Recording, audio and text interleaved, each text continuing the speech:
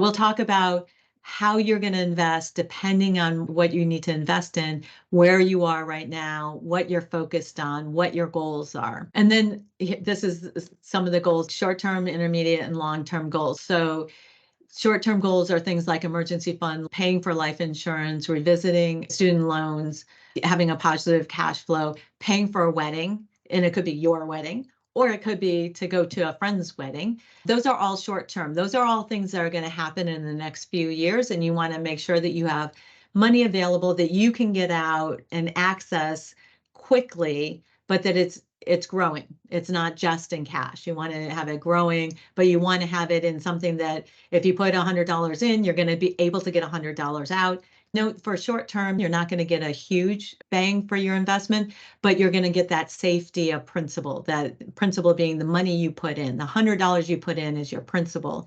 You want to have safety for your short-term goals and also some return. For intermediate, you have a longer time horizon. So you can invest in other things that go up and down in price. And if you put $100 in, maybe tomorrow it's not going to be $100, but it's okay because you're not going to need it for 3 to 5 years. And in 3 to 5 years, you're going to have at least your principal, what you put in, and a little bit more. But that's not necessarily the stock market. Stock market isn't going to guarantee that it's going to be where you put it in 3 to 5 years. Stock market has never been, if you put $100 in today, in the past, you have always had more in 20 years. Most of the time you have more in 10 years, not always. So stock market goes up and down. So you really don't want to use the stock market for those short-term goals where you need to have that money back. And you also don't want to use the stock market for your intermediate goals where you need that money in the next 5 to 10 years. The stock market might not be up in the next 5 to 10 years. It might be down from where it is today. So there's other vehicles that you can use for saving for these intermediate goals that if you put the money in, you can be pretty sure you're going to be able to take that money out. And then long-term goals.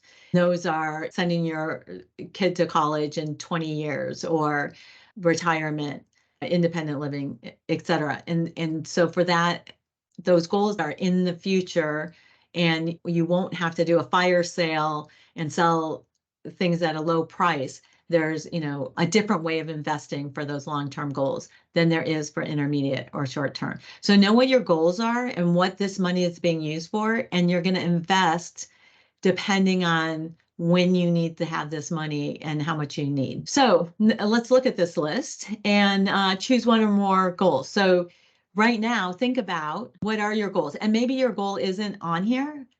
But if any of these things are your goals, note it down and let us know. What is your goal? Is it to build an emergency fund? Is it to move out of your parents' house and be financially independent in that way? Be able to afford to pay for rent for an apartment or something like that. So think about what are your goals? And you probably have more than one. You might say that I'm trying to build an emergency fund. I also want to get a grad degree. I've got my bachelor's, but I want to get a grad degree, an MBA or something so that I can get a higher paying job. And I want retirement. In retirement, I actually don't like to use that word. I like to use financial independence, being able to choose how much and when you work and whether you get paid or not paid or a low pay, so that you don't need to have a high paying job in a high stress situation. You have the independence to say, I don't want to do that. I want to go work part-time at this startup that's not going to pay me very much money, but it's going to be super fun. That's what retirement really looks like nowadays. So now let's talk about how we go forward. And a really basic concept is compounding interest.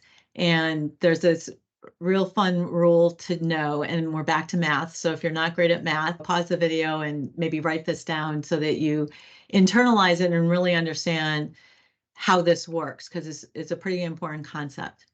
And the concept is the rule of 72. And basically, this tells you when your money will double. So if you start out with $10,000 and you are investing in a 4% interest rate, so it could be a high yield money market, a high yield savings account, or a money market fund. It could be a bond. In 18 years, your money will double. So if you're 29 right now and you put your $10,000 into a 4% money market, by the time you're 47, it will be $20,000. By the time you're 65, it'll be $40,000, and it'll keep doubling as time goes on.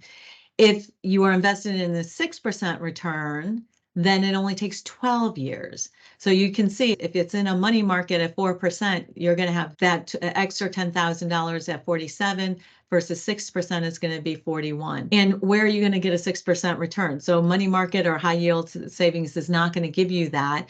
You are going to have to go into bonds or stocks, ETFs that typically do give you 6% return, maybe over 12%. And it might be less than that, but you know that it's going to be over time more than that for sure. Liquid, your principal is safe 4% investment.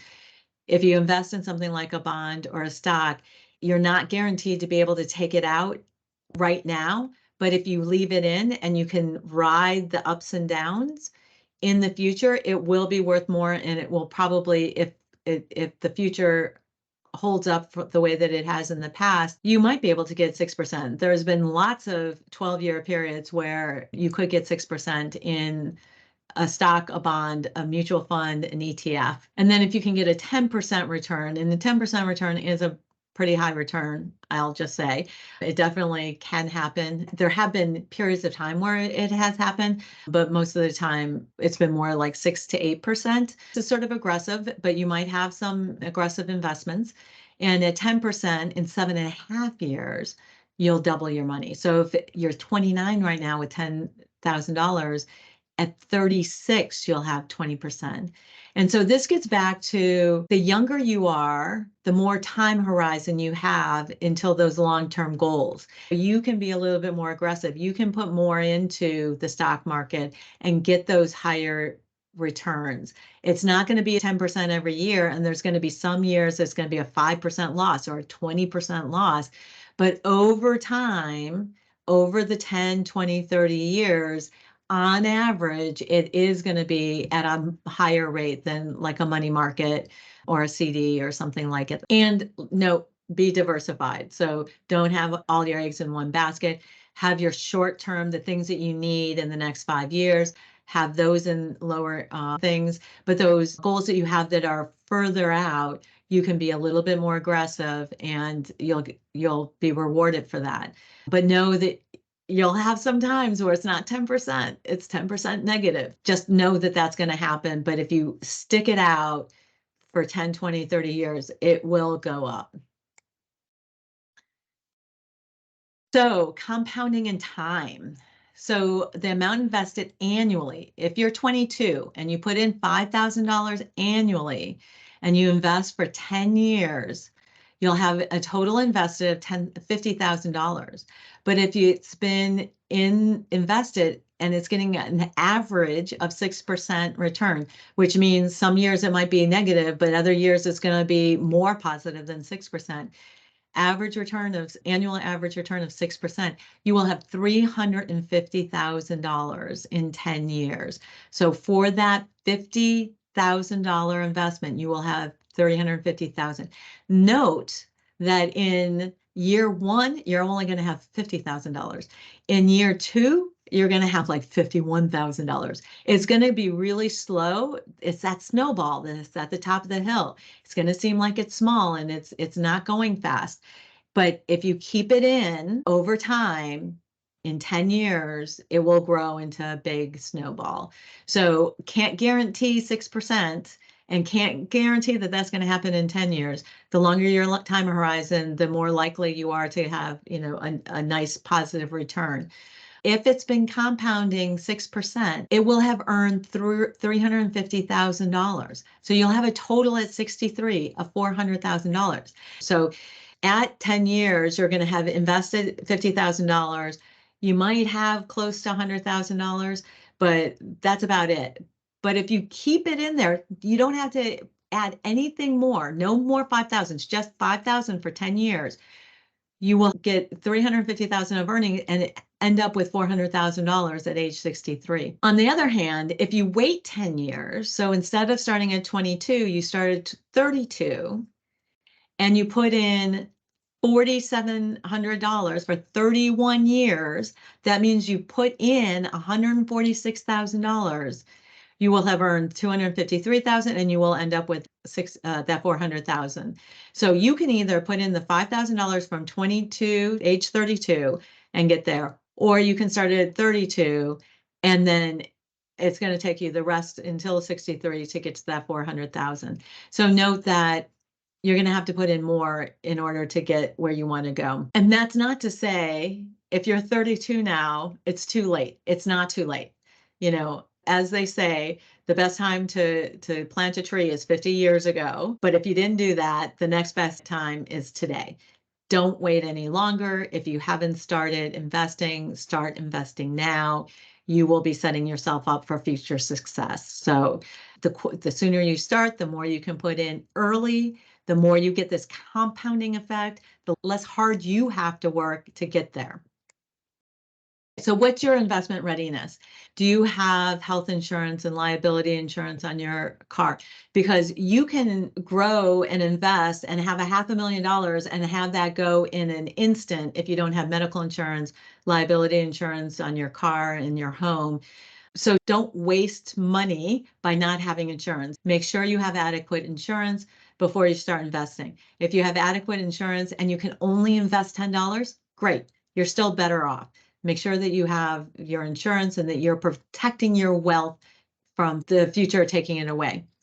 And then also getting back to your debt. Look at your debt. Your debt is really important. If you're paying high interest rates, that's going to be your number one best investment to begin with. If you have 25% credit card insurance, invest in paying that down. If you have a 7% mortgage, that's a great return. You know, we were just talking about the 6% return, 7% guarantee. You put that money in, you're going to get 7% return. So invest in your high interest debt first. If you don't have those pieces together, look to start your investing there. And then if you have that down, then let's go on to the next step of investing.